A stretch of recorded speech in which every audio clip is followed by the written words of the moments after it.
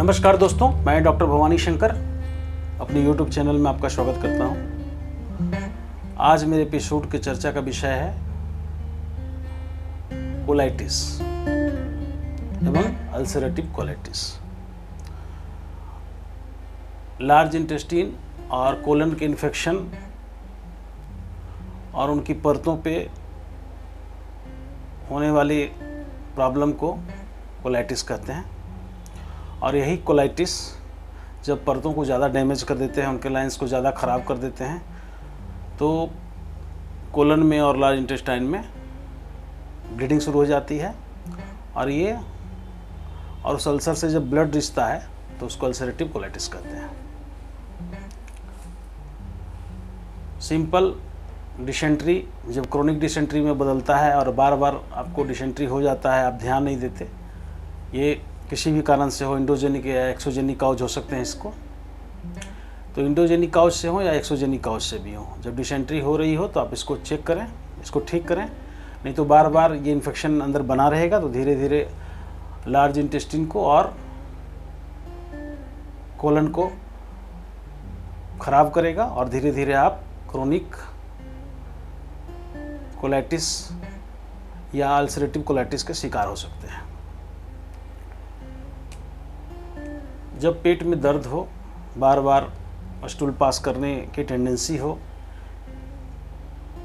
यानी टेनिसमस के आप शिकार हो गए हों, बारंबार स्टूल पास करने की इच्छा बनी रहे और म्यूकस, कहीं ब्लड मिला हुआ सफ़ेद म्यूकस ऐसा स्टूल आए और आपका वजन कम हो रहा हो, खाने की इच्छा एकदम कम गई हो,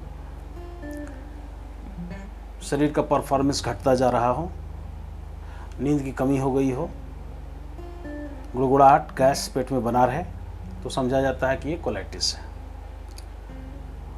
एक्यूट पेन कभी कभी देखने को मिलता है, कभी कभी स्टूल में आंख के साथ ब्लड आ रहा हो, तो इसको कहते हैं अल्सरेटिव कोलाइटिस।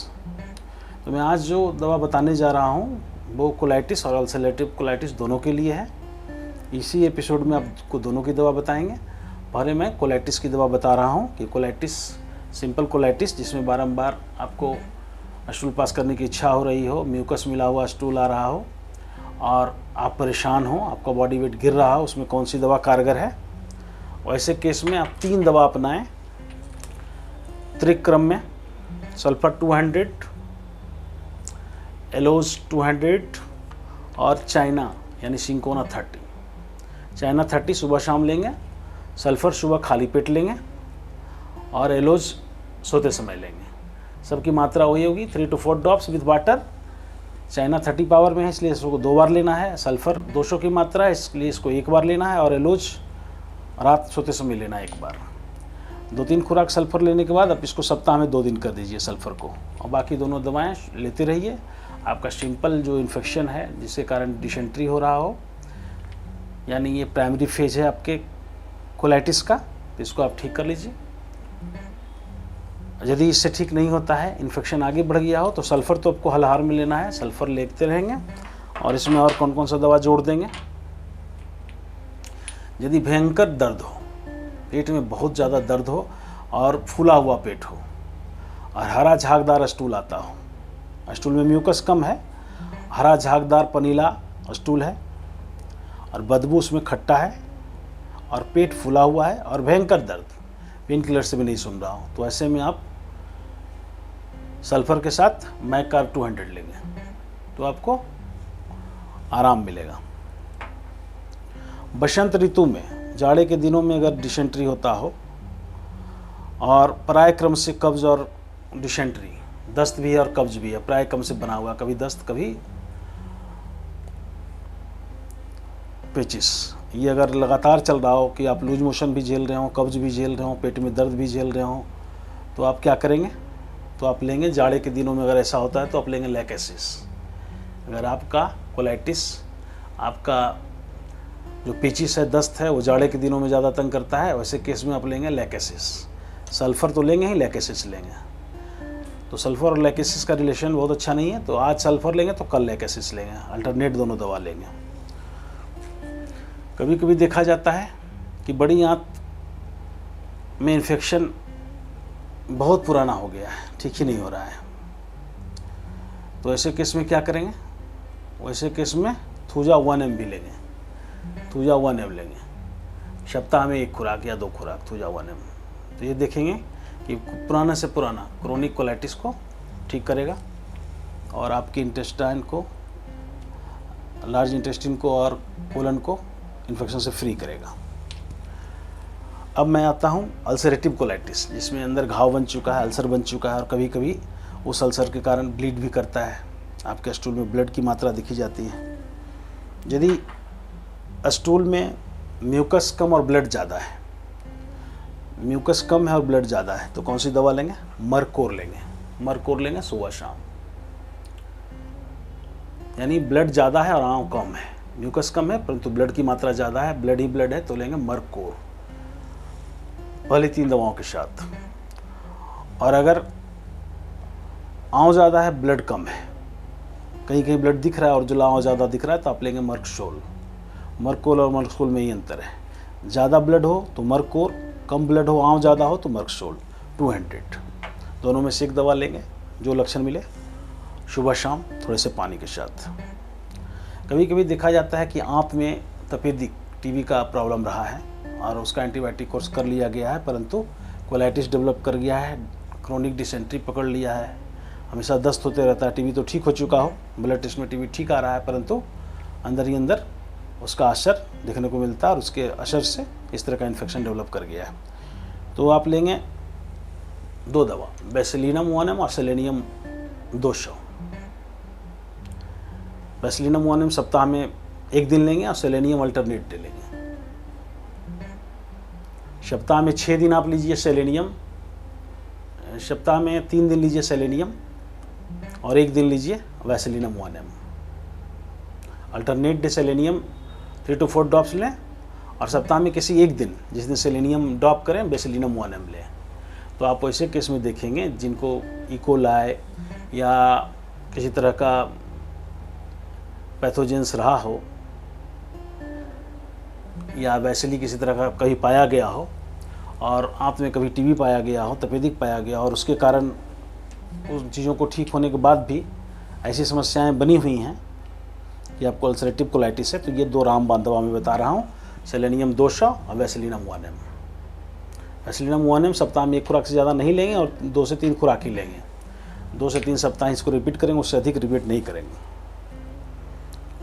और यदि आपको अल्सरेटिव कोलाइटिस के साथ साथ कफ बना हुआ है बहुत ज़्यादा, ऊपर से कफ भी आ रहा है माउथ से और नीचे से आपको आंव भी आ रहा है, उसी केस में आप काली बैकरूम 200 लेंगे।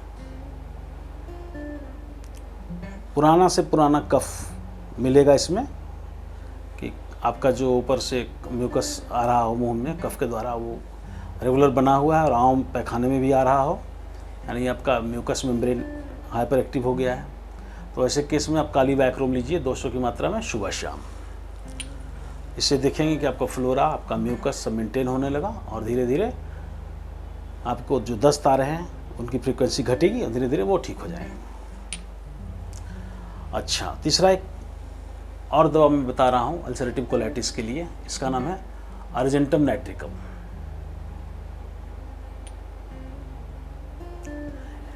इसका सबसे बड़ा लक्षण है अर्जेंटम नाइट्रिकम का कि इसमें खून की उल्टी होती है। आपको अल्सरेटिव कोलाइटिस है और आपको खून की उल्टी हो रही है, यानी जितना मात्रा में स्टूल में ब्लड आ रहा है उससे ज़्यादा मात्रा में आप उल्टी कर रहे हैं ब्लड का।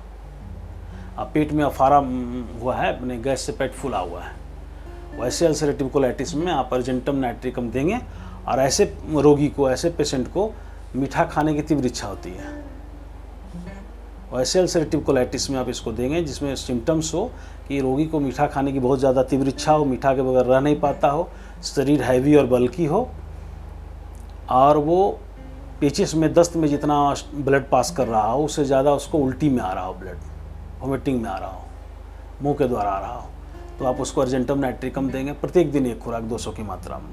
तो आप देखेंगे कि खून की जो उल्टी और खून का जो दस्त प्लस पेट फूला हुआ गैस के साथ और मीठा खाने की तीव्र इच्छा, ये सारा समाप्त हो जाएगा और धीरे धीरे उनका अल्सरेटिव कोलाइटिस ठीक होने लगेगा। इन सब चीज़ों के बाद मैं आपको ये बता रहा हूँ कि घी, तेल, रिफाइन, मैदा, लेमन, ये सब का इस्तेमाल कम रखेंगे। दूध की मात्रा कम रखेंगे अपने खाद्य पदार्थ में, और दही को बढ़ा देंगे। दही और पका हुआ केला, यदि खांसी का प्रॉब्लम नहीं है तो बिना कार्बाइड का केला जो पका हुआ मिलता है बाजार में, वो एकदम घुला कर लीजिए और दही और इसबगोल का नित्य सेवन कीजिए। इससे आपका अल्सरेटिव कोलाइटिस नेचुरली भी ठीक होगा हमारी दवा के साथ साथ। इन्हीं शुभेच्छाओं के साथ मैं अपनी बात समाप्त करता हूं दोस्तों। उम्मीद करता हूं कि अल्सरेटिव कोलाइटिस और कोलाइटिस यानी नॉर्मल जो दस्त है, डिसेंट्री दस्त है आपको, और रक्त मिश्रित दस्त है, दोनों में आप मेरी दवा का फ़ायदा उठाएंगे, इसका इस्तेमाल करेंगे। और किसी तरह की कोई आपका प्रश्न हो तो मेरे इनबॉक्स में रखिए, मेरे व्हाट्सएप नंबर पर कांटेक्ट कीजिए। धन्यवाद दोस्तों, जय हिंद। धीरे धीरे उनका अल्सरेटिव कोलाइटिस ठीक होने लगेगा। इन सब चीज़ों के बाद मैं आपको ये बता रहा हूँ कि घी, तेल, रिफाइन, मैदा, लेमन, ये सब का इस्तेमाल कम रखेंगे। दूध की मात्रा कम रखेंगे अपने खाद्य पदार्थ में, और दही को बढ़ा देंगे। दही और पका हुआ केला, यदि खांसी का प्रॉब्लम नहीं है तो बिना कार्बाइड का केला जो पका हुआ मिलता है बाजार में, वो एकदम घुला कर लीजिए और दही और इसबगोल का नित्य सेवन कीजिए। इससे आपका अल्सरेटिव कोलाइटिस नेचुरली भी ठीक होगा हमारी दवा के साथ साथ। इन्हीं शुभेच्छाओं के साथ मैं अपनी बात समाप्त करता हूं दोस्तों। उम्मीद करता हूं कि अल्सरेटिव कोलाइटिस और कोलाइटिस यानी नॉर्मल जो दस्त है, डिसेंट्री दस्त है आपको, और रक्त मिश्रित दस्त है, दोनों में आप मेरी दवा का फ़ायदा उठाएंगे, इसका इस्तेमाल करेंगे। और किसी तरह की कोई आपका प्रश्न हो तो मेरे इनबॉक्स में रखिए, मेरे व्हाट्सएप नंबर पर कांटेक्ट कीजिए। धन्यवाद दोस्तों, जय हिंद।